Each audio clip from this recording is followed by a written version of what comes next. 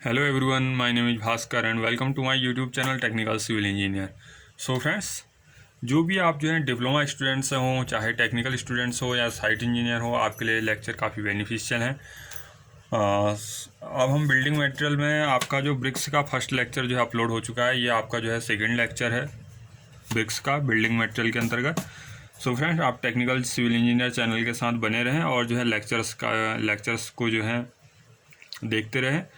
आपको स्टोन इससे पहले जो स्टोन मशीनरी से रिलेटेड जो भी लेक्चर्स थे या जो आप ब्रिक मशीनरी से रिलेटेड जो भी लेक्चर्स आ रहे हैं, प्लीज़ जो आप डिप्लोमा स्टूडेंट प्लीज़ जो है इन लेक्चर्स को जो है देखिए, क्योंकि ये लेक्चर्स ऐसे हैं जो आपके एग्ज़ाम पॉइंट ऑफ व्यू से काफ़ी जो है इम्पोर्टेंट हैं, क्योंकि ये कई तरीके से जो है एग्ज़ाम्स को देखते हुए जो है बनाए गए हैं। ब्रिक मशीनरी में सबसे पहले आप देखिए, हमने जो है फर्स्ट लेक्चर में भी ब्रिक्स की बात की।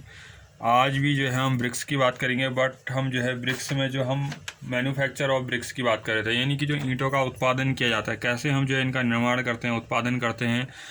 तो उसमें आज जो हमारा पॉइंट है तीसरा, फर्स्ट हमने बात कर ली थी कि सिलेक्शन ऑफ साइड बात कर ली, प्रिपरेशन ऑफ ब्रिक अर्थ की बात कर ली। थर्ड जो है आज जो है आपका मोल्डिंग ऑफ ब्रिक्स की बात करेंगे।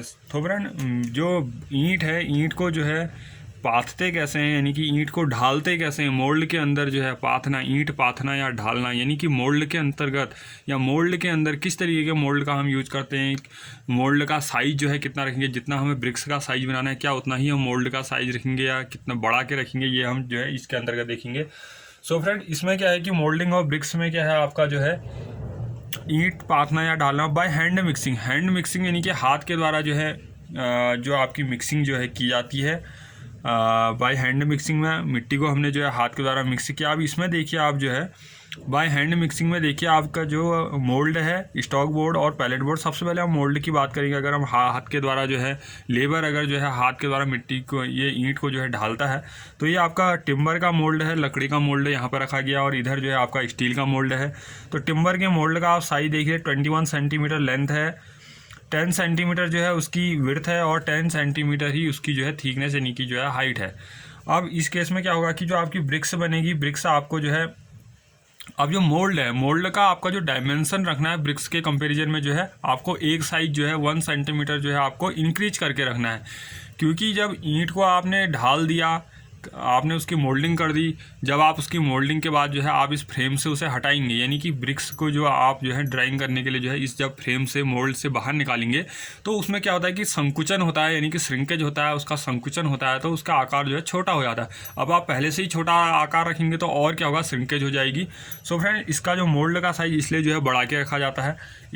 उसके बाद देखिए यहाँ पर जो है स्टील मोल्ड भी यही है, 21 सेंटीमीटर लेंथ, 10 सेंटीमीटर विड्थ और 10 सेंटीमीटर थिकनेस का। तो टिम्बर मोल्ड और स्टील मोल्ड आपके मोल्ड के अंतर्गत आ गए। उसके बाद स्टॉक बोर्ड को देखते हैं। स्टॉक बोर्ड क्या होता है फ्रेंड्स?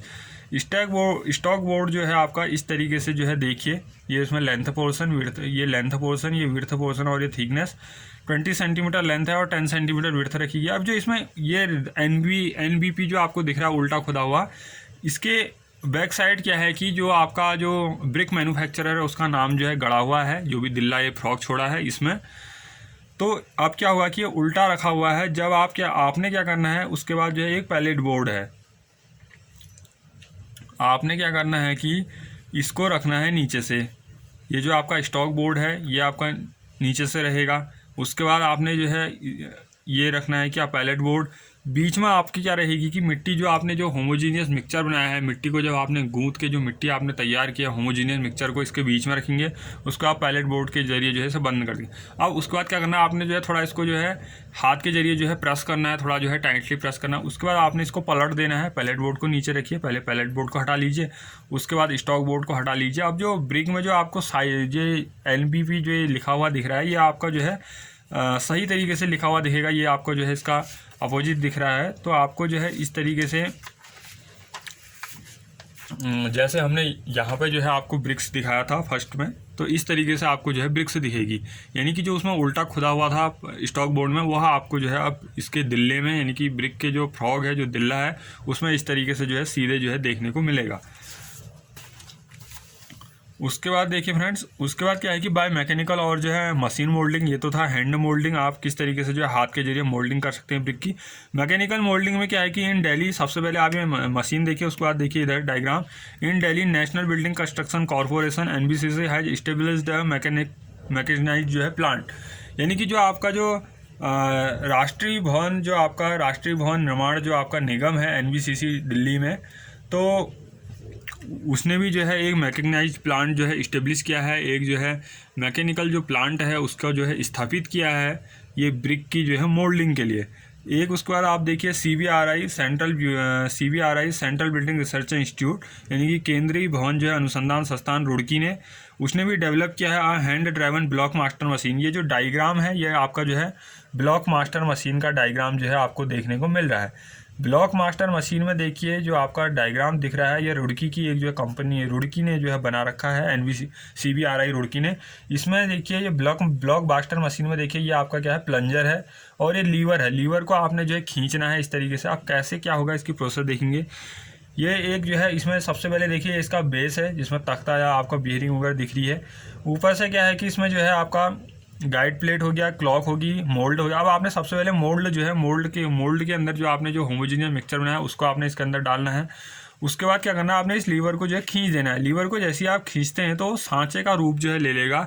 जैसे ही आप लीवर को खींचते हैं तो ब्लॉक बास्टर मशीन के जरिए जो है आपको जो ब्रिक्स का जो साइज था, ब्रिक्स का जो आपको शेप देखने को मिल रहा था, जैसा इसके अंदर जो है मोल्ड होगा वैसा ही जो है उसमें शेप बन के आएगा ब्रिक्स में।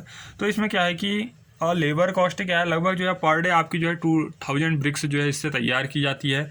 और जो इस मशीन का ब्लॉक बास्टर मशीन का जो वेट है लगभग 200 kg, यानी कि 200 किलो जो है इस मशीन का जो है वेट जो है। उसके बाद देखिए फ्रेंड्स, ये तो था मोल्डिंग ऑफ ब्रिक्स। उसके बाद देखिए आप जो है मोल्डिंग ऑफ ब्रिक्स के बाद आप देखिए कि जो आपका किल्न है, मोल्डिंग ऑफ ब्रिक्स के बाद देखिए ड्राइंग ऑफ ब्रिक्स, ईंटों को कैसे जो है सुखाया जाता है। जब हमने उनकी जो है, जब ईंटों को हमने ढाल दिया तो उसके बाद क्या करेंगे कि हम ईंटों को जो है सुखाएंगे, यानी कि हमने क्या करना है, उस मोल्ड को हटाना है। चाहे हम हैंड मिक्सिंग में हम जो है टिम्बर आपके जो मोल्ड हैं उनका यूज कर रहे हैं, या हम जो है आपके स्टील मोल्ड का यूज कर रहे हैं, या फिर जो हमने आपके जो मैकेनाइज जो प्लांट के जरिए या ब्लॉक बास्टर मशीन के जरिए जो भी ब्रिक्स हमने तैयार की उन्हें हमने रिमूव कर लिया। उसके बाद हमने निकाल लिया। अब यहाँ देखिए आप जो है bricks laying flat during drying, हमने ईंटों को क्या कर दिया, बिल्कुल रो वाइज जो है बिल्कुल ग्राउंड में इन्हें जो है सुखाने के लिए जो है रख दिया गया है। यहाँ पे भी क्या है कि ब्रिक्स ऑन जो है एज ड्यूरिंग जो है ड्राइंग, सूखते समय पहले जो है इन्हें फ्लैट रखा है, उसके बाद जो है इन्हें विड्थ पोर्शन में जो है इस तरीके से, या जो इनकी थिकनेस पोर्शन है इस तरीके से पलट के जो है इन्हें रख दिया। बीच में जो है बीच में देखिए इनके जो वेंटिलेशन है, ताकि हवा का जो है आवागमन जो है सुचारू रूप से हो सके, इसके लिए बीच में जो है गैप रखा गया है। उसके बाद यहाँ पे तो क्या था कि ईंट को जो है रो में यानी कि पंक्तियों के रूप में जो है सुखा रहे हैं। यहाँ पे क्या है कि स्टैकिंग ऑफ ब्रिक्स फॉर जो है ड्राइंग, यानी कि ईंटों के चट्टे लगाए गए हैं, स्टैक लगाए गए हैं। ईंट को देखिए आप जो है नीचे से देखिए, या तो आपका जो है ये प्लेटफॉर्म बनाया गया है और ब्रिक्स को जो है रखा, जिस तरीके से रखा गया बीच बीच में वेंटिलेशन हो जाएगा। उसके बाद जो है जैसे इधर से इस तरीके से रो में रखा गया। नेक्स्ट जो आपका कोर्सेज है उसमें बॉन्ड दिखाए गए हैं, फिर जो है स्ट्रेचर, फिर बॉन्ड इस तरीके से रखा गया। बीच बीच में वेंटिलेशन के लिए जो है स्थान जो है खाली रखा गया है। तो स्टैक के रूप में, चट्टों के रूप में जो है ईंटों को इस तरीके से सुखाया जाता है। ये केवल बेसिक है, ईंटों को कैसे सुखाया जाता है ये केवल एक बेसिक है, लेकिन आपको पता होना चाहिए। उसके बाद क्या होता है कि जब ड्राइंग ऑफ ब्रिक्स हम कर लेते हैं तो उसके बाद जो है बर्निंग ऑफ ब्रिक्स, या जो है मेथड ऑफ बर्निंग की जाती है, किस तरीके की जो है मेथड्स का यूज करते हैं बर्निंग के लिए। टेम्परेरी जो किल्न है उसमें आपके क्लैंप आते हैं, पजावा और जो खुले भट्टे होते हैं वो आपके जो है जो अस्थाई भट्टे होते हैं टेम्परेरी किल्न में आते हैं। और जो परमानेंट किल्न जो स्थायी भट्टे होते हैं उसमें आपके फ्रेंड्स इंटरमिटेंट किल्न आते हैं, सेमी कंटिन्यूस किल्न आता है, आपका कंटिन्यूस किल्न आता है। तो सबसे पहले टेम्परेरी किल्न की अगर हम बात करें तो आपका क्या है कि जो टेम्परेरी किल्न है इसमें क्या है कि इस तरीके से देखिए, आप टेम्परेरी किल्न को देख रहे हैं। टेम्परेरी किल्न में आपके क्लैंप, पजावा और जो है खुले भट्टे आते हैं। तो ये जो डायग्राम है क्लैंप, पजावा और खुले भट्टे, ये आपके टेम्परेरी किल्न का ही है, जो आपके अस्थाई भट्टे हैं। अब इनमें देखिए आप किस तरीके से, ये आपका ग्राउंड लेवल है। आपने क्या किया कि 15 डिग्री का आपने जो है एंगल रखा इस तरीके से ग्राउंड लेवल से। उसके बाद आपने क्या किया कि इसमें जो है आपने ईंधन की परत, यानी कि जो आपकी फ्यूल लेयर है, आपने जो भी घास फूस या जो भी आप जो है रॉ मटेरियल आप यूज करना चाह रहे हैं उसको आपने यहाँ प्रोवाइड कर दिया। नेक्स्ट जो उसके जो ऊपर वाला जो रद्दा है उसमें आपने जो कच्ची ईंटें जो भी आपने ड्राई कर ली ईंटों की जो है, जब आपने ड्राइंग और ब्रिक्स कर लिया, ईंटों को सुखा लिया, तो उसके बाद आपने यहाँ रख दिया। फिर आपने जो है ईंधन की एक परत रखी, फिर आपने कच्ची ईंटें रखी, फिर ईंधन की परत, फिर कच्ची ईंटें, फिर ईंधन की परत, कच्ची ईंटें। इस तरीके से जो है आप अल्टरनेट जो है रखते जाइए। लगभग जो है 5 मीटर जो है हाइट तक जो है इस तरीके का आप जो है करते रहिए। और यहाँ क्या है आपका जो है ये प्लान है, यानी कि ऊपर से अगर आप देखते हैं इस पजावा खुले भट्टे को, तो आपको ऊपर से इस तरीके से दिखा जाता है। ये आपका जो है खुला होता है, ये आपका जो है कवर्ड नहीं होता, ऊपर से जो है एकदम खुला हुआ होता है। तो यहाँ जो है मिट्टी देखिए लगभग 5 मीटर हाइट में भूमि तल के ऊपर इस तरीके से जो है प्लान दिखाई है। फ्रेंड्स, इसमें क्या होता है कि टेम्परेरी किल्न जो आपके क्लैम्प, पजावा और जो खुले भट्टे हैं, इनमें क्या होता है फ्यूल लेयर की जो थिकनेस है 60 to 65 सेंटीमीटर, लगभग जो है 2 फीट लगभग। फ्रेंड्स, क्या होता है कि जो ईंधन की जो परत होती है, इसकी लगभग ईंधन परत की जो हाइट है लगभग 2 फीट लगभग जो है हाइट में आपका ईंधन परत रहेगा। फिर आपकी कच्ची ईंट है, उसके बाद फिर जो है आपका 60 से 65 सेंटीमीटर आपका जो है फ्यूल लेयर रहेगी। फिर आपकी कच्ची ईंटें इस तरीके से जो है, जब आपकी ईंधन जलेगा तो ये कच्ची ईंटें पकेंगी, फिर इधर ईंधन चलेगा तो ये ईंटें जो है पकते रहेंगी। यह प्रोसेस जो है चलता रहता है अल्टरनेट लेयर्स के रूप में। उसके बाद देखिए आप जो परमानेंट किल्न है, परमानेंट किल्न में आपका इंटरमिटेंट किल्न, सबसे पहले इंटरमिटेंट किल्न की बात करते हैं। तो यह क्या है कि इस श्रेणी का एक जो प्रमुख भट्टा है परमानेंट किल्न में, अगर हम इंटरमिटेंट किल्न की बात करते हैं तो इस श्रेणी का एक प्रमुख भट्टा आपका जो इलाहाबादी किल्न है, इलाहाबादी किल्न जो है इसका है। तो ये आपका जो है आप ये डायग्राम देखिए, इसमें क्या है कि ऑन बैच प्रिपेयर इन जो है 12 डेज, यानी कि इसमें जो एक घान अगर आपने जो है कच्ची ईंटों को तैयार करना है तो एक घान कच्ची ईंटें आपकी लगभग जो है 12 दिन के अंदर जो है तैयार होती हैं। और जो इसका शेप रहेगा, ये जो आपका इलाहाबादी जो आपका किल्न दिख रहा है इंटरमिटेंट किल्न में, यह आपका लगभग जो है 12 दिन में जो है इसमें एक बैच, यानी कि एक घान अगर आपने ईंटें रख दी तो लगभग वो 12 दिन में जो है तैयार होके जो है पक्के, यानी कि उनकी जो है बर्निंग होती है, प्रिपेयर हो जाती हैं। और इनका जो शेप रहेगा इस इलाहाबादी किल्न का, यह आपका जो है रेक्टेंगुलर रहता है।